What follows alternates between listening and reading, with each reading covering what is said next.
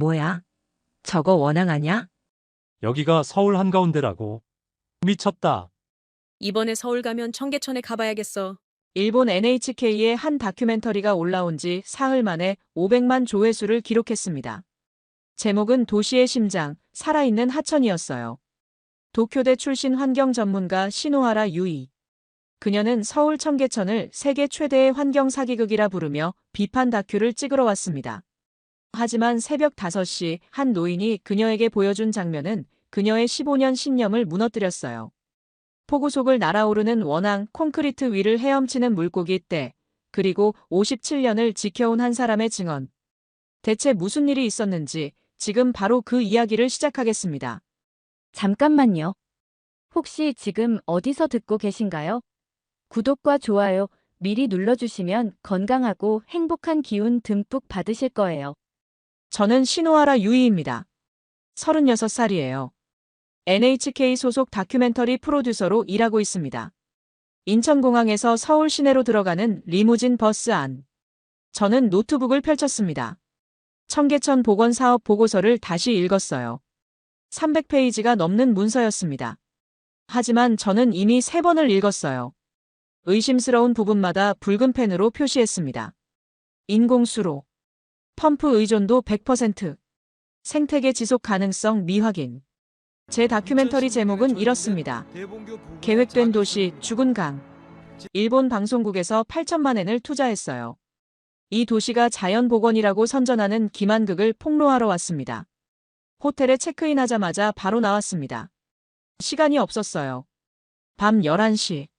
택시가 광통교 앞에 섰습니다. 저는 처음으로 청계천을 봤어요. 사람들이 다리 위를 걷고 있었습니다. 연인들이 손을 잡고 있었어요. 관광객들이 사진을 찍고 있었습니다. 그 아래로 물이 흐르고 있었어요. LED 조명이 물 위를 비추고 있었습니다. 푸른빛, 녹색빛, 보라빛. 화려했어요. 하지만 저는 알았습니다. 이건 쇼케이스라는 걸요. 카메라를 들었습니다. 뷰파인더를 통해 봤어요. 콘크리트가 보였습니다. 매끈하게 다듬어진 인공 구조물이에요. 공장에서 찍어낸 듯한 일정한 패턴이었습니다. 계단을 내려가 물가로 다가갔어요. 손을 뻗어 물을 만져봤습니다. 차갑고 깨끗했어요. 하지만 저는 알았습니다. 이 물은 한강에서 펌프로 끌어올린 거예요. 다시 다리 위로 올라왔습니다. 카메라를 들고 촬영을 시작했어요. 인공 조명, 콘크리트 구조물, 관광객들.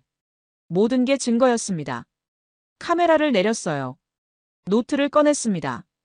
펜을 들고 빠르게 적기 시작했어요. 콘크리트 하상 구조, 인공수로 설계, 한강 물 유입 펌프 시스템, 생태계 단절 구간 다수. 제 다큐는 이것들을 하나하나 파헤칠 겁니다. 그때 누군가 말했습니다. 뭘 그렇게 열심히 적고 있어? 저는 고개를 들지 않았어요. 취재 중입니다. 일본 사람이구먼. 고개를 들었습니다. 70대 중반쯤 되어 보이는 노인이 간이 의자에 앉아 있었습니다. 낡은 군용 점퍼를 입고 있었어요. 손에 보온병을 들고 있었습니다. 저는 일본어로 대답했습니다. 네, 취재 중이에요. 노인도 일본어로 답했어요. 어설프지만 알아들을 수 있었습니다. 취재 기자요? 다큐멘터리 감독입니다. 환경 전문이고요. 그래서 그렇게 인상을 쓰고 있구먼. 저는 노트를 덮었습니다. 손에 힘이 들어갔어요. 인상을 쓸만하잖아요. 이걸 자연복원이라고 선전하니까요. 노인의 눈빛이 변했어요. 날카로웠습니다. 뭐라고 했어? 사실이잖아요. 콘크리트로 만든 인공 하천을 자연이라고 거짓말하는 거. 노인이 보온병을 내려놓았습니다. 의자에서 일어났어요. 허리를 펴고 저를 봤습니다. 당신 여기 온 지 얼마나 됐어? 오늘 도착했어요. 하지만 이미 다 조사했습니다. 6개월 동안 관련 자료를 모았어요. 6개월. 노인이 비웃었습니다. 6개월 책 읽고 왔다고. 현장을 밟지도 않고 뭘 안다고. 저는 화가 났습니다. 15년이에요. 제가 15년 동안 환경 다큐를 만들었어요. 일본, 중국, 태국, 말레이시아. 인공 하천 복원 사례를 전부 취재했습니다. 모두 실패했어요. 논문 34편을 분석했습니다. 전문가 인터뷰를 100건 넘게 했어요. 청계천은 그중 가장 큰 쇼케이스예요. 쇼케이스. 노인의 목소리가 차갑게 식었습니다. 당신 50년 전 여기가 어땠는지 아오. 알아요. 판자촌이 밀집했고 악취가 심했죠. 하지만 그게 자연을 파괴할 이유가 돼요? 자연 파괴에. 노인이 한 걸음 다가왔어요. 당신은 자연이 뭔지 몰라. 저는 물러서지 않았습니다. 하지만 손이 떨렸어요. 생태도시학 석사입니다. 도쿄대에서 논문 썼어요. 국제학술지에 게재됐습니다. 전공자예요. 전공자. 노인이 주머니에서 뭔가를 꺼냈습니다. 낡은 흑백 사진이었어요. 구겨진 모서리. 바렌색. 노인이 사진을 제게 내밀었어요. 이게 뭔지 아오? 저는 사진을 받았습니다. 시커먼 하천이 보였습니다. 무너진 판자집이 늘어서 있었어요. 쓰레기 더미가 쌓여 있었습니다. 한 여자가 하천가에 앉아 빨래를 하고 있었습니다. 과거 청계천이겠죠? 맞아. 1968년 청계천이요. 노인이 사진 속 판자집 하나를 가리켰습니다. 저기 보이는 집. 내가 살던 집이야. 25가구가 모여 살았지. 저 시커먼 물로 빨래했어. 이 악취를 맡으며 살았어. 매일. 30년. 갈 곳이 없었으니까. 저는 사진을 자세히 봤습니다. 끔찍했어요. 하지만 저는 말했습니다. 그래서 콘크리트를 깔았다는 건 잘못된 해결책이에요. 진짜 자연복원은 원래 하천의 모습을 되살리는 거예요. 자갈, 모래, 물풀. 그런 걸로요. 원래 모습. 노인이 사진을 다시 가져갔습니다. 원래 모습이 이거요. 쓰레기장. 똥통. 악취. 이게 자연이요? 그건 오염된 거고요. 오염도 자연의 일부야. 인간이 만든 오염도. 노인이 저를 똑바로 봤습니다. 당신네는 깨끗한 것만 자연이라고 생각하지. 하지만 틀렸어. 자연은 더럽기도 하고 위험하기도 해. 인간이 망가뜨리기도 하고 인간이 고치기도 하지. 그게 다 자연이야. 저는 노트를 다시 펼쳤어요. 어쨌든 제 취재는 계속됩니다. 청계천 복원의 문제점을 전부 밝힐 거예요. 생태계 단절, 하류 수질 악화, 지하수 고갈. 제 다큐는 객관적 사실에 근거합니다. 감정이 아니라 데이터로요. 그래. 해봐. 노인이 의자로 돌아갔습니다. 천천히 앉았어요. 하지만 한 가지만 약속해. 뭔데요? 새벽 5시에 다시 와봐. 사람들 없을 때. 왜요? 그때 진짜 청계천을 보게 될 테니까. 저는 코웃음을 쳤어요. 하지만 목소리가 제 예상보다 작게 나왔습니다. 진짜는 제가 이미 보고 있어요. 콘크리트와 인공 조명을요. 노인은 대답하지 않았습니다. 그냥 물만 바라봤어요. 마치 그 물 속에 뭔가 있는 것처럼요. 카메라를 챙겼습니다. 걸어서 호텔로 향했어요. 다리를 건너는데 뒤돌아봤습니다. 노인은 여전히 그 자리에 앉아 있었어요. 걸으면서 생각했습니다. 저 노인은 틀렸어요. 감정에 휘둘리고 있습니다. 하지만 저는 과학자예요. 팩트로 승부하죠. 새벽 5시에 갈 이유가 없었습니다. 하지만 왜일까요? 가슴 한편이 불편했어요. 호텔 방으로 돌아왔을 때는 자정이 넘어 있었습니다. 노트북을 켰어요. 오늘 촬영한 영상들을 확인했습니다. 청계천 전경, 콘크리트 구조물, 관광객들. 완벽한 증거였습니다. 하지만 저 노인의 말이 자꾸 떠올랐습니다. 새벽 5시에 다시 와봐. 그때 진짜 청계천을 보게 될 테니까. 저는 코웃음을 쳤어요. 새벽에 가면 뭐가 달라지나요? 콘크리트는 여전히 콘크리트일 텐데요. 내일 일정을 확인했습니다. 환경단체 인터뷰, 교수 면담, 펌프장 촬영. 빈틈없는 스케줄이었어요. 침대에 누웠습니다. 하지만 잠이 오지 않았어요. 머릿속이 지옥처럼 시끄러웠습니다. 저 노인의 표정이 자꾸 떠올랐어요. 제가 전공자라고 했을 때 비웃던 그 얼굴. 흑백 사진 속 시커먼 하천. 판자집. 그리고 노인의 말. 30년. 15년 동안 다큐를 만들면서 수없이 들었어요. 현장을 모른다고. 책으로만 배웠다고. 하지만 저는 이겨왔습니다. 데이터로, 과학으로, 논리로요. 베이징 프로젝트 때도 그랬어요. 수질 데이터로 그들을 말문이 막히게 했습니다. 방콕 프로젝트 때도 마찬가지였어요. 제 다큐는 국제영화제에서 상을 받았습니다. 청계천도 마찬가지예요. 제가 틀릴 리 없습니다. 하지만 왜 이렇게 신경 쓰일까요? 시계를 봤어요. 새벽 2시였습니다. 3시간만 자면 5시예요. 알람을 맞출까 말까 고민했습니다. 아니야. 갈 필요 없어. 눈을 감았어요. 하지만 생각이 멈추지 않았어요. 저 노인이 뭘 보여주려는 걸까? 혹시 제가 놓친 게 있을까요? 저는 6개월 동안 준비했습니다. 보건사업보고서 300페이지, 생태영향평가서 200페이지, 논문 34편, 하천공학, 수질화학, 생물 다양성 지표. 제가 모를 리 없어요. 눈을 떴습니다. 천장을 봤어요. 시계를 다시 봤습니다. 새벽 3시. 어차피 잠이 안 옵니다. 저는 일어났습니다. 화장실로 갔어요. 세수를 했습니다. 거울 속 제 얼굴을 봤어요. 눈 밑에 다크서클이 있었습니다. 피곤했어요. 하지만 눈빛은 예리했습니다. 왜 가는 거냐고요? 자존심 때문이에요. 저 노인을 논리적으로 완벽하게 반박하고 싶었습니다. 새벽에 가서 똑같다는 걸 증명하고 싶었어요. 옷을 챙겼습니다. 검은색 다운 점퍼를 입었어요. 카메라를 챙겼습니다. 망원 렌즈, 저조도 필터, 수질 측정 키트. 완벽하게 준비했습니다. 새벽 4시 30분. 호텔을 나섰어요. 거리는 텅 비어 있었습니다. 차가운 바람이 불었어요. 영하 3도쯤 되는 것 같았습니다. 청계천까지 15분을 걸었어요. 걸으면서 머릿속으로 논리를 정리했습니다.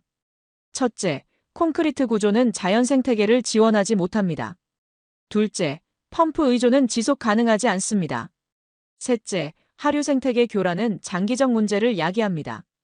완벽한 논리였어요. 광통교가 보였어요. 저는 걸음을 멈췄습니다. 새벽의 청계천은 달랐습니다. 아니, 달라 보였어요.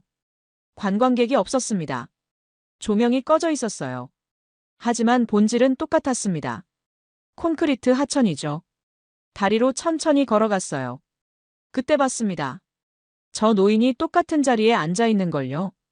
충격이었어요. 왔구먼. 저는 다가갔습니다. 여기서 주무셨어요? 집에서 잤지.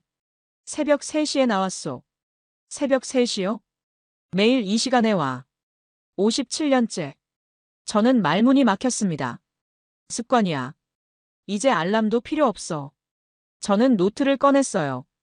하지만 노인이 말했습니다. 지금은 적지 마. 지금은 봐. 뭘요? 저기. 노인이 하늘을 가리켰습니다. 저는 하늘을 올려다봤어요. 아무것도 보이지 않았습니다. 먹구름만 있었어요. 아무것도 없는데요. 눈을 제대로 떠. 저는 짜증이 났습니다. 전문가를 우습게 보지 마세요. 제 눈은 멀쩡합니다. 그래. 눈은 멀쩡하지. 하지만 보지 못해. 무슨 말장난이에요? 말장난이 아니야. 당신은 보려고 하지 않아. 그래서 보이지 않는 거지. 저는 카메라를 들었어요. 노인을 무시하고 촬영을 시작했습니다. 수면을 찍었어요. 다리 구조물을 찍었습니다. 하상을 클로즈업했어요. 그때였습니다. 뷰파인더 속으로 뭔가 빠르게 스쳤어요. 검은 그림자. 저는 카메라를 내렸어요.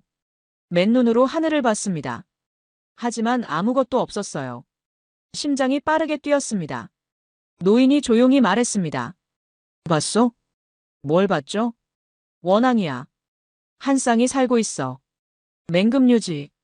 도시 한복판에 말이야. 저는 다시 카메라를 들었습니다. 망원 렌즈로 하늘을 천천히 스캔했어요. 하지만 아무것도 보이지 않았습니다. 어디 있는데요? 기다려봐. 금방 올 거야. 왜 그렇게 확신해요? 매일 이 시간에 사냥하니까. 10분이 지났습니다. 20분이 지났어요. 팔이 아프기 시작했습니다. 언제까지 기다려야 하는데요? 그럼 가시오. 누가 붙잡나? 저는 입술을 깨물었어요. 조금만 더 기다리겠습니다. 노인은 물만 바라봤습니다. 저는 난간에 기대섰어요. 하늘을 계속 올려다봤습니다. 동쪽 하늘이 조금씩 밝아오고 있었어요. 별이 보였습니다. 서울 한복판에서요. 그때 노인이 물었습니다. 당신 왜 환경 다큐를 만드오? 진실을 알리려고요. 개발이라는 이름으로 자연을 파괴하는 거짓말들을요. 청계천이 거짓말이라. 노인이 고개를 저었습니다. 당신은 진실과 거짓말을 헷갈리고 있어. 당신이 찾는 건 진실이 아니야. 당신이 믿고 싶은 것뿐이지. 증거가 있어요. 데이터가 있고 논문이 있습니다. 데이터는 살아있는 게 아니야. 죽은 숫자지. 진짜 자연은 숫자로 재지 못해. 과학을 부정하는 거예요? 부정이 아니라 한계를 말하는 거지. 과학은 설명할 수 있어. 하지만 다 설명할 수는 없어. 저는 대답하지 못했습니다. 그 순간이었습니다. 뭐였지? 노인이 조용히 말했습니다. 원앙이야. 한 쌍이 살고 있어. 세요. 맹금류지. 도시 한복판에? 저는 코웃음을 쳤어요. 그게 뭐가 대단한가요? 비둘기도 도시에 살잖아요. 원앙과 비둘기가 같아 보이요? 노인의 목소리가 날카로웠습니다. 아니요. 하지만 새 한두 마리 산다고 생태계가 복원된 건 아니에요. 한두 마리. 노인이 웃었습니다. 그래. 당신 눈에는 한두 마리겠지. 저는 노인의 말을 무시했습니다. 카메라를 다시 들고 하늘을 향했어요. 망원 렌즈로 천천히 초점을 맞췄습니다. 새를 찍어서 증명할 겁니다. 몇 마리 안 된다는 걸요. 하지만 새는 나타나지 않았어요. 10분이 지났습니다. 20분이 지났어요. 제 팔이 아프기 시작했습니다. 카메라 무게가 어깨를 짓눌렀어요. 언제까지 기다려야 하는데요? 저는 시간이 없어요. 그럼 가시오. 누가 붙잡나? 저는 입술을 깨물었어요. 찌는 것 같아서 싫었습니다. 조금만 더 기다리겠습니다. 노인은 대답 없이 물만 바라봤습니다. 저는 난간에 기대섰어요. 하늘을 올려다봤습니다. 서울 한복판인데 별이 보였어요. 몇 개 안 됐지만 분명 별이었습니다. 그때 노인이 물었습니다. 당신 왜 환경 다큐를 만드오? 진실을 알리려고요. 개발이라는 이름으로 자연을 파괴하는 거짓말들을요. 청계천처럼요. 청계천이 거짓말이라. 노인이 고개를 저었습니다. 당신은 진실과 거짓말을 헷갈리고 있어.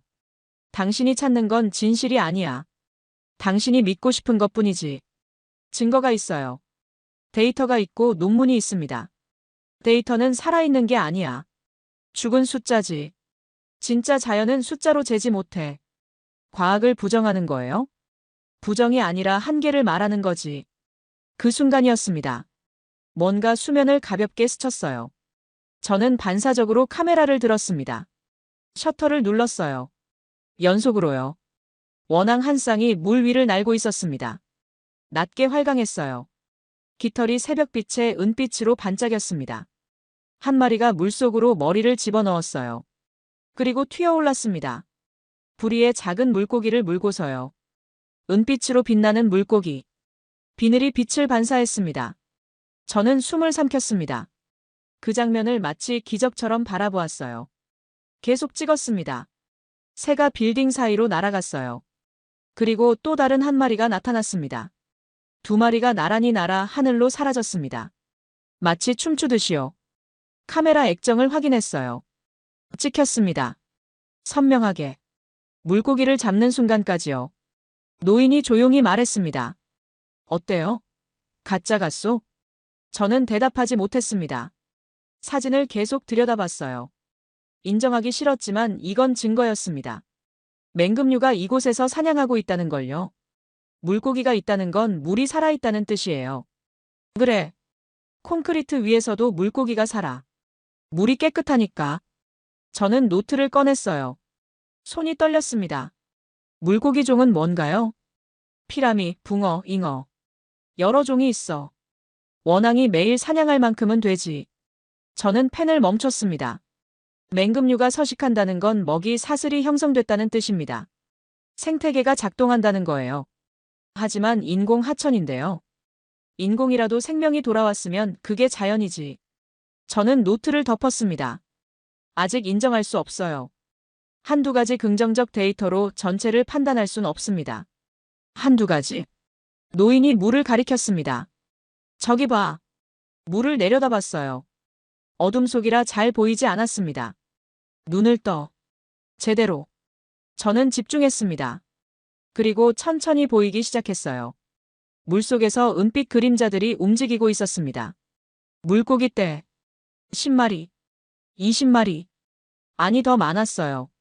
수질 측정 키트를 꺼냈습니다. 정확한 데이터가 필요했어요. 뭐 하는 거요? 수질 검사예요. 제대로 측정해야죠. 믿을 수 없소. 데이터를요? 데이터를 믿어야죠. 계단을 내려가 물가로 다가갔어요.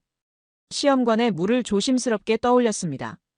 측정 시약을 넣었어요. 색이 변했습니다. 제 예상보다 훨씬 깨끗했어요. 노인이 위에서 물었습니다. 어때요? 저는 대답하지 않았습니다. 다시 측정했어요. 같은 결과였습니다. 인정하기 싫었지만 데이터는 거짓말하지 않습니다. 하늘이 밝아오고 있었어요. 동쪽 끝이 붉게 물들었습니다. 새벽빛이 수면에 천천히 내려앉았어요. 그때 또 다른 새가 나타났습니다. 백로였어요. 하얀 날개를 펼치고 천천히 물 위로 내려왔습니다. 우아했어요. 마치 시간이 느려진 것처럼 날갯짓이 부드러웠습니다. 백로가 물가에 섰어요. 긴 부리를 물속에 담갔습니다. 순식간에 물고기를 잡아 올렸어요. 목을 길게 빼고 삼켰습니다. 저는 카메라를 들지 않았습니다. 그냥 봤어요. 맨눈으로요. 숨을 삼킨 채 나는 그 장면을 마치 처음 세상을 본 사람처럼 바라보았습니다. 콘크리트 하천이었습니다. 펌프로 끌어올린 물이었어요. 인공 구조물이었습니다. 하지만 생명이 있었어요. 원앙이 날고 백로가 사냥하고 물고기가 헤엄쳤습니다. 노인이 내 옆으로 천천히 걸어 내려왔어요. 나란히 섰습니다. 함께 물을 바라봤어요. 57년째야. 내가 이곳을 지켜본 게. 저는 고개를 돌렸어요. 노인의 옆얼굴을 봤습니다. 주름진 얼굴에 57년의 세월이 새겨져 있었어요. 1968년에 고가도로가 생겼어. 사람들은 좋아했지. 냄새가 안 나니까. 하지만 나는 알았어. 덮는다고 문제가 사라지는 게 아니라는 걸. 밑에서는 계속 썩어갔거든. 2003년에 보건공사가 시작됐을 때는요. 노인의 목소리가 떨렸어요. 사람들이 반대했지. 상인들은 생계가 막막하다고 울부짖었고, 시민들은 세금 낭비라고 했어. 할아버지도 반대하셨나요? 나는 찬성했어. 혼자서. 왜요? 노인이 저를 똑바로 봤습니다. 내가 이 악취 속에서 결혼하고 아이를 낳았으니까. 내 아내가 여기서 손이 터지도록 빨래했으니까. 내 딸이 여기서 악취 맡으며 자랐으니까. 이 강이 죽어있는 한 우리도 죽은 거나 마찬가지였어. 저는 아무 말도 하지 못했습니다. 목이 메었어요. 복원이 끝났을 때는요. 70살의 나는 울었소. 청계천 앞에서 엉엉 울었어. 이 물이 다시 흐르는 걸 보니까 내 인생도 헛되지 않았다는 생각이 들었거든. 저는 카메라를 들었습니다. 하지만 녹화 버튼을 누르지 못했어요. 그냥 물었습니다. 할아버지는 왜 매일 여기 오세요? 57년째. 노인이 물을 바라봤습니다. 이곳이 증거니까. 불가능해 보이던 일도 해낼 수 있다는 증거. 죽은 것도 살릴 수 있다는 증거. 하지만 완벽하지 않잖아요. 콘크리트고 인공이고요. 세상에 완벽한 건 없어. 자연도 완벽하지 않아. 태풍이 오고 홍수가 나지. 하지만 그래도 살아있어. 청계천도 마찬가지야. 완벽하지 않아도 살아있어. 저는 아무 말도 하지 못했습니다. 해가 떠올랐어요. 청계천 수면이 황금빛으로 물들었습니다. 물결이 일렁였어요. 빛을 품고요. 백로가 날개를 펼쳤습니다. 천천히 날아올랐어요. 아침 하늘 속으로 사라졌습니다. 저는 그 모습을 봤어요. 카메라 없이요. 그리고 생각했습니다. 왜 제가 지금까지 눈을 감고 있었을까요? 다음 날, 저는 서울시청을 찾아갔습니다. 김하진 씨를 만나기 위해서요. 생태정책팀 담당자였습니다. 40대 초반으로 보이는 남자가 악수를 청했어요. 신호하라 감독님이시죠? 반갑습니다. 악수를 받았습니다. 인터뷰 시간 내주셔서 감사합니다. 별 말씀을요. 환경 다큐라면서요? 네. 청계천 복원에 대해 취재하고 있어요. 김하진 씨가 파일을 꺼냈습니다. 필요하실 것 같아서 준비했어요. 수질 데이터, 생물 다양성 조사 결과, 시민 만족도 설문까지요. 감사합니다. 저는 파일을 받았어요. 파일의 무게보다 마음이 더 무거웠습니다. 한 가지 여쭤봐도 될까요? 물론이죠. 청계천 복원은 진짜 성공한 건가요? 김하진 씨가 미소 지었습니다. 하지만 그 미소는 복잡했어요. 정의하기 나름이죠. 수치상으로는 성공이에요. 수질은 개선됐고 생물종도 늘어났습니다. 하지만요? 하지만 완벽하진 않죠. 솔직히요, 땜질이에요. 하지만 숨은 쉬고 있어요. 땜질이라도 숨을 쉰다면요? 그게 중요하지 않을까요? 저는 노트에 적었습니다. 손이 빠르게 움직였어요. 감독님, 완벽한 자연 복원 사례를 본 적 있으세요? 저는 펜을 멈췄습니다. 15년 동안 취재했는데도 없었어요. 김하진 씨가 고개를 끄덕였습니다. 그럴 겁니다. 인간이 손댄 이상 완벽할 순 없으니까요. 하지만 그게 노력하지 말자는 뜻은 아니죠. 불완전해도 살아있으면요? 그게 자연이죠. 저는 사무실을 나왔습니다. 파일을 들고 걸으며 생각했어요. 제 다큐 제목이 틀렸는지도 모릅니다. 호텔로 돌아와 노트북을 켰습니다. 김하진 씨가 준 파일을 열었어요.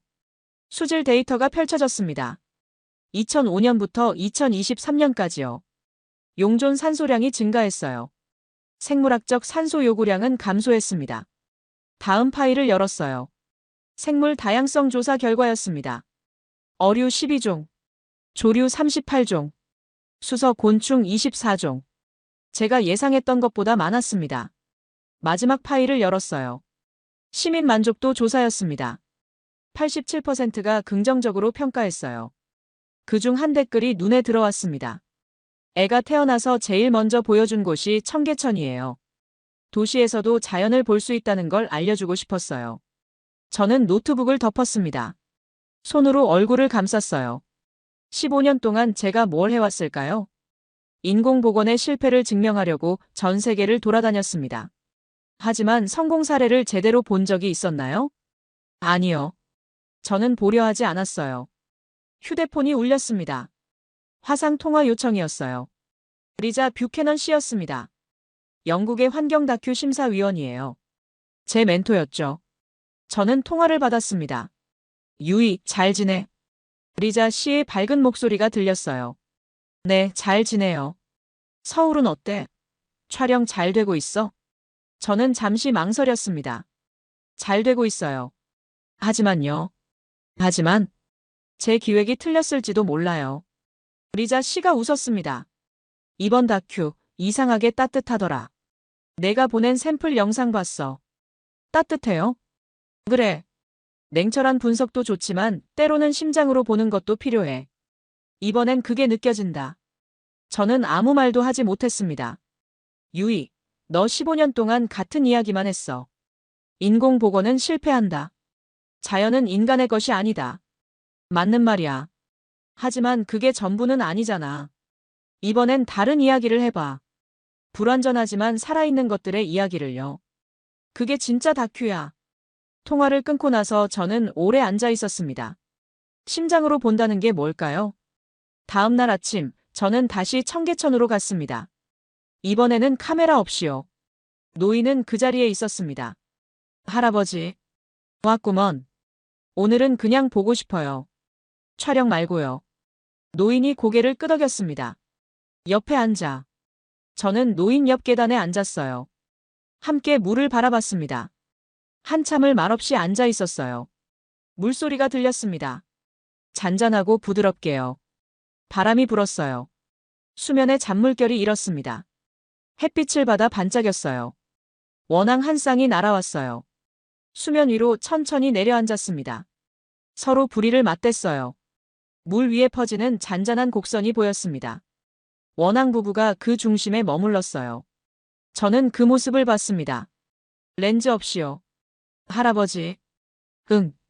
이곳은 진짜 자연인가요? 노인이 물었습니다. 내 생각은 어때? 모르겠어요. 제가 배운 건 이게 인공이라는 거였어요. 하지만 지금 보면 살아있어요. 그럼 됐지. 하지만 학계에서는 인정하지 않을 거예요. 학계가 뭐가 중요해. 저 새들은 학계를 모르잖아. 그래도 여기 살아. 저는 웃었습니다. 처음으로요. 노인도 웃었습니다. 유이야. 네. 내가 찾던 진짜 자연은 없어. 완벽한 자연은 이 세상 어디에도 없지. 다 불완전해. 다 상처 입었어. 하지만 그래도 살아있어. 그게 자연이야. 저는 고개를 끄덕였습니다. 목이 메었어요. 사람 사는 곳엔 완벽한 자연이 없어. 하지만 함께 살아가는 자연은 있지.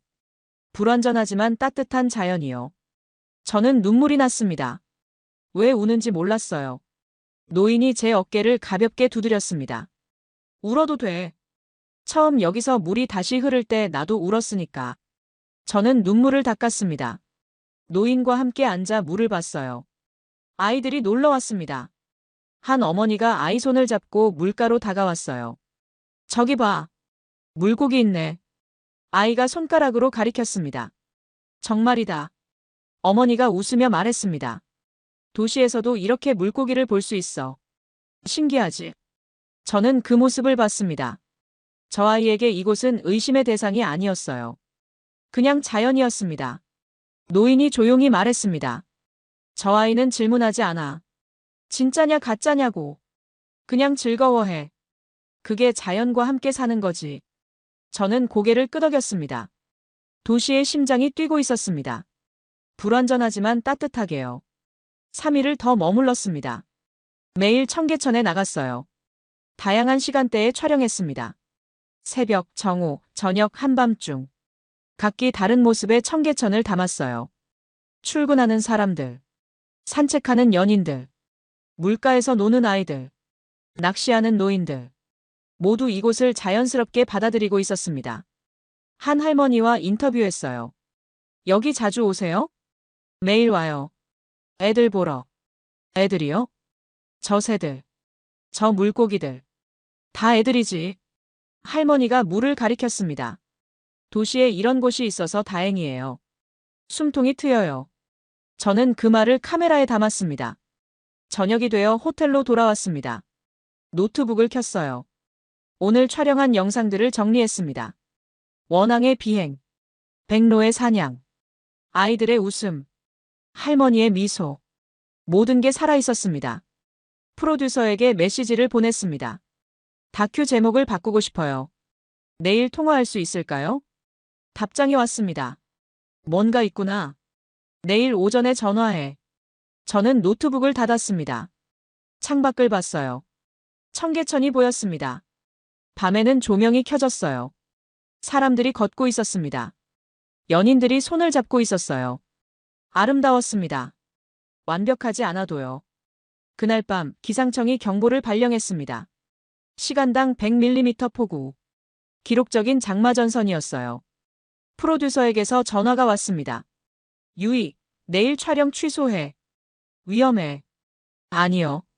지금이 기회예요. 뭐? 폭우 때 청계천이 어떻게 작동하는지 봐야 해요. 진짜 시험되죠? 미쳤어? 위험하다고. 괜찮아요. 조심할게요. 유이. 저는 전화를 끊었습니다.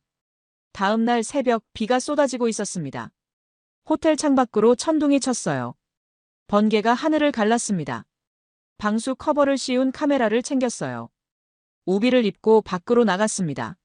새벽 6시. 거리는 물바다였습니다. 우산이 소용없었어요. 빗줄기가 얼굴을 때렸습니다. 차가웠어요. 하지만 저는 계속 걸었어요.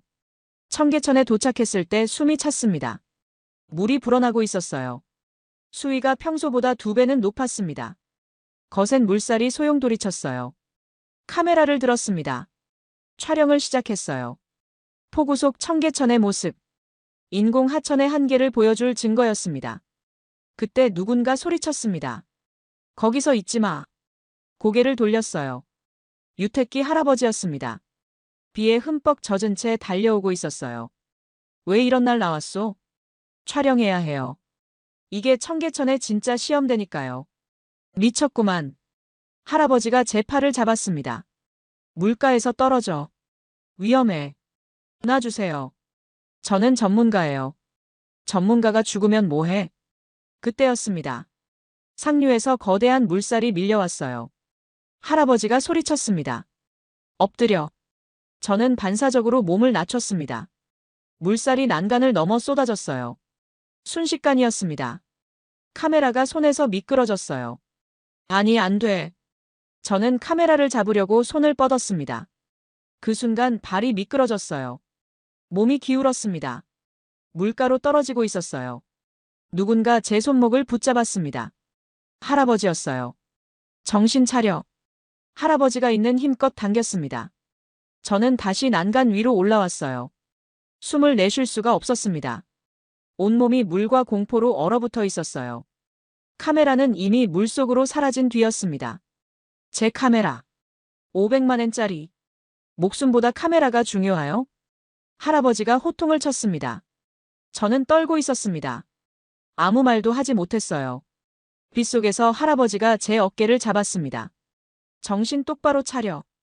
여기는 자연이야. 당신이 통제할 수 있는 게 아니야. 저는 떨고 있었습니다. 추위 때문인지 공포 때문인지 알 수 없었어요. 천둥이 쳤습니다. 번개가 하늘을 밝혔어요. 그 순간 저는 봤습니다. 하늘 위로 두 개의 그림자가 날아오르고 있었어요. 원앙이었습니다. 폭우 속에서도 그들은 날고 있었어요. 날개를 펼치고 빗줄기를 가르며 상승했습니다. 번개가 칠 때마다 실루엣이 드러났어요. 강하고 아름다웠습니다. 저는 멍하니 그 모습을 봤습니다. 카메라도 없이요. 그냥 맨눈으로요. 할아버지가 조용히 말했습니다. 저것들은 폭우도 두려워하지 않아. 여기가 집이니까. 저는 눈물이 났습니다. 빗물 때문인지 뭔지 모르겠어요. 인공 하천이라면서요. 펌프 멈추면 다 죽는다면서요. 할아버지가 제 어깨를 두드렸습니다. 마, 펌프가 멈춰도 괜찮. 비가 대신 채워주고 있으니까. 하지만 저것들은 살아있어. 저는 고개를 끄덕였습니다. 더 이상 반박할 수 없었어요. 원앙이 폭풍 속을 날고 있었습니다. 청계천 위를, 콘크리트 하천 위를, 그들의 집 위를요. 완벽하지 않아도, 인공이라 해도, 이곳은 살아있었습니다. 그리고 저는 깨달았습니다. 물에 빠진 건 카메라가 아니었어요. 제 과거 신념이 빠진 거였습니다. 15년 동안 쌓아온 확신이 저 물속으로 사라졌어요. 하지만 이상했습니다. 전혀 슬프지 않았어요. 호텔방으로 돌아왔을 때는 정오였습니다. 온몸이 젖어 있었어요. 손이 떨렸습니다. 뜨거운 샤워를 했어요. 거울 속 제 얼굴을 봤습니다. 다른 사람 같았어요. 노트북을 켰습니다. 촬영 파일들을 열었어요. 첫날 밤 청계천, 원앙의 사냥 장면, 물고기 떼, 할아버지 인터뷰, 모든 게 남아 있었습니다. 프로듀서에게 전화가 왔어요. 유이, 괜찮아? 카메라는? 물에 빠졌어요. 뭐? 500만 엔짜리를? 죄송합니다. 지금 그게 문제가 아니야. 너 다친 데 없어? 괜찮아요. 프로듀서가 한숨을 쉬었습니다. 촬영은 어때? 제대로 된 증거 잡았어? 저는 침묵했습니다. 한참 뒤에 말했어요. 다큐 제목을 바꾸고 싶어요. 뭐라고? 계획된 도시, 죽은 강. 이 제목 안 쓰겠습니다. 미쳤어? 지금 무슨 소리야? 8천만 엔 투자했어. 기획안 통과됐고. 알아요. 하지만 제목이 틀렸어요. 틀렸다니. 내가 6개월 동안 조사해서 만든 기획이잖아. 제가 틀렸습니다. 프로듀서가 말을 잃었습니다. 저는 계속 말했어요. 청계천은 죽은 강이 아니에요. 불완전하지만 기적이에요. 인공이지만 살아있어요. 제가 직접 봤습니다. 유이, 정신 차려. 넌 환경 다큐 전문가야. 15년 경력이야. 그래서 더 정확하게 만들어야죠. 제 편견이 아니라 진실을 담아야 해요. 저는 왜 지금까지 눈을 감고 있었을까요? 프로듀서가 소리쳤습니다. 지금 방송국이랑 계약 어떻게 할 건데? 비판 다큐로 팔았어. 스폰서들도 그거 보고 돈 댔고. 제가 책임질게요. 계약 파기되면 8천만 엔 제가 갚겠습니다. 무슨 돈으로? 15년 모은 돈 있어요. 집 팔면 됩니다. 전화 너머로 긴 침묵이 흘렀습니다. 유이, 너 진심이야? 네, 진심이에요. 프로듀서가 한숨을 쉬었어요. 새 제목은 뭔데? 저는 창밖을 봤습니다. 비가 그치고 있었어요. 하늘이 개고 있었습니다. 도시의 심장, 살아있는 강. 프로듀서가 웃었습니다. 쓴웃음이었어요. 너 정말 미쳤구나. 미안해요. 방송국이랑 내가 싸워볼게. 각오해. 고마워요. 전화를 끊었습니다. 저는 노트북 앞에 앉았어요. 새 시놉시스를 쓰기 시작했습니다. 인공과 자연의 경계에 대하여. 완벽하지 않은 복원이 가진 가치. 인간이 망친 자연을 인간이 되살리는 것의 의미. 손이 빠르게 움직였습니다. 아이디어가 쏟아졌어요. 15년 만에 처음으로 이렇게 확신이 섰습니다. 해가 지고 있었어요. 저는 카메라 가방을 챙겼습니다. 백업 카메라가 있었어요. 작은 거지만 충분했습니다. 청계천으로 나갔어요. 할아버지는 그 자리에 있었습니다. 비가 그친 뒤라 물은 다시 잔잔했어요. 할아버지. 노인이 저를 봤습니다. 다시 왔구먼. 감사 인사드리러 왔어요. 목숨 구해주셔서요. 그까짓 거. 노인이 손을 흔들었습니다. 그리고 사과하러 왔어요. 제가 오만했습니다. 책으로만 배우고 현장을 무시했어요. 알았으면 됐지. 저는 카메라를 꺼냈습니다. 제 다큐 제목을 바꿨어요. 도시의 심장, 살아있는 강으로요. 노인이 미소 지었습니다. 그래, 그게 맞지. 할아버지를 제대로 인터뷰하고 싶어요.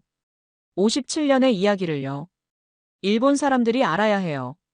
청계천이 어떻게 만들어졌는지요. 좋아. 노인이 의자에 앉았습니다. 찍어. 하고 싶은 대로 다. 저는 카메라를 들었어요. 녹화 버튼을 눌렀습니다. 이번에는 떨리지 않았어요. 전문가로서 찍는 게 아니었습니다. 배우는 사람으로서 찍고 있었어요. 그리고 책임을 지고 말하려는 사람으로서요. 해가 수평선 아래로 내려가고 있었습니다. 청계천 수면이 붉게 물들었어요. 할아버지가 말했습니다. 완벽하지 않아도 살아있으면 그게 자연이지. 저는 그 말을 카메라에 담았습니다. 심장으로요. 3개월이 지났습니다. 도쿄방송국 시사회장이었어요. 도시의 심장, 살아있는 강이라는 제목의 다큐멘터리가 스크린에 흘렀습니다. 관객석에는 환경학자들, 도시계획 전문가들, 언론인들이 앉아 있었어요. 저는 뒷자리에 섰습니다. 화면 속에서 할아버지가 말하고 있었습니다. 완벽하지 않아도 살아있으면 그게 자연이지. 관객들이 조용했습니다. 화면이 전환됐어요. 폭우 속을 날아오르는 원앙. 콘크리트 하천 위를 유영하는 물고기 떼. 57년을 지켜온 한 노인의 얼굴. 엔딩 크레딧이 올라갔습니다. 박수가 터졌어요. 처음에는 몇 명이었습니다. 그러다 점점 커졌어요. 기립박수였습니다. 한 환경학 교수가 손을 들었습니다.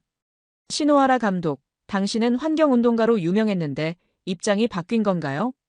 저는 마이크를 잡았습니다. 입장이 바뀐 게 아니에요. 현실을 배운 겁니다. 완벽한 자연 복원은 불가능해요. 하지만 불완전한 복원도 가치가 있다는 걸 알았습니다. 다른 전문가가 물었습니다. 그럼 인공 하천을 옹호하는 건가요? 아니요. 비판할 건 비판해야죠. 하지만 인정할 건 인정해야 합니다. 청계천은 생태적으로 완벽하지 않아요. 하지만 도시와 자연이 공존하는 한 방법을 보여줬습니다. 박수가 다시 터졌어요. 시사회가 끝나고 리자 씨가 다가왔습니다. 유이, 방송국이 시즌2를 제안했어. 정말요? 네. 한국의 다른 복원 사례들을 취재하래. 예산은 2배야. 저는 웃었습니다. 좋아요. 하지만 그 전에 한 곳 더 가야 해요. 어디? 서울요. 한 분께 보고 드려야 하니까요. 이틀 뒤, 저는 다시 청계천에 있었습니다. 새벽 6시였어요. 할아버지는 그 자리에 앉아 있었습니다. 손에 휴대폰을 들고 있었어요. 할아버지. 노인이 고개를 들었습니다. 왔구먼. 뭐 보세요? 당신 영상. 일본 인터넷에 올라왔더군. 노인이 휴대폰 화면을 보여줬어요. 제 다큐멘터리 예고편이었습니다. 조회수가 100만이 넘었어요. 댓글이 수천 개였습니다. 대단하네. 이게 진짜 환경 다큐지. 한국 가고 싶다. 청계천 꼭 가봐야겠어. 저는 눈시울이 뜨거워졌습니다. 할아버지 덕분이에요. 내가 뭘 했다고. 제게 진실을 보여주셨잖아요. 책이 아니라 눈으로요. 노인이 휴대폰을 내렸습니다. 이제 젊은 세대가 이어가겠지. 청계천을 지키는 일을요. 저도 이어가고 싶어요. 일본에서요. 그래. 그렇게 해. 완벽하지 않아도 노력하는 게 중요해. 저는 가방에서 뭔가를 꺼냈습니다. 두꺼운 봉투였어요. 이거 받아주세요. 뭔가? 출연료예요. 제 다큐에 출연하신 거. 300만 엔입니다. 노인이 손사래를 쳤어요. 난 돈 받으려고 한 게 아니야. 알아요. 하지만 제가 드리고 싶어요. 57년의 가치니까요. 노인이 잠시 망설이더니 봉투를 받았습니다. 고맙네. 제가 고마워요. 저는 일어섰어요. 떠날 시간이었습니다. 다음은 어디 가나? 부산이요. 낙동강 하구에 수달이 돌아왔대요. 그것도 취재하려고요. 수달. 좋지. 계속 찾아다녀. 살아있는 것들을요. 네, 그렇게 할게요. 저는 고개를 숙여 인사했습니다. 노인도 고개를 끄덕였어요. 걸어서 다리를 건너는데 뒤돌아봤습니다. 노인은 여전히 그 자리에 앉아 물을 바라보고 있었어요. 57년째 그 자리에서요. 해가 떠오르고 있었습니다. 물결 위로 붉은 햇살이 천천히 번졌고 할아버지의 뒷모습이 그 속에 조용히 녹아들었습니다. 청계천 수면이 황금빛으로 물들었어요. 물결이 일렁였습니다. 박동하듯이요. 마치 도시의 심장이 다시 뛰는 것처럼요. 완벽하지 않아도, 인공이라 해도 이곳은 살아있었습니다. 저는 카메라를 들었어요. 마지막 한 컷을 찍었습니다. 이 사진의 제목을 정했습니다. 다음 심장 박동을 향해. 완벽하지 않아도 살아있으면 그게 자연입니다. 57년을 지켜온 노인의 증언이었어요. 전문가를 무릎 꿇린 현장의 진실이었습니다. 저는 다시 걷기 시작했습니다. 다음 이야기를 찾으러요. 불완전하지만 살아있는 것들의 이야기를요. 그리고 이제 저는 압니다. 진짜 자연이란 무엇인지요.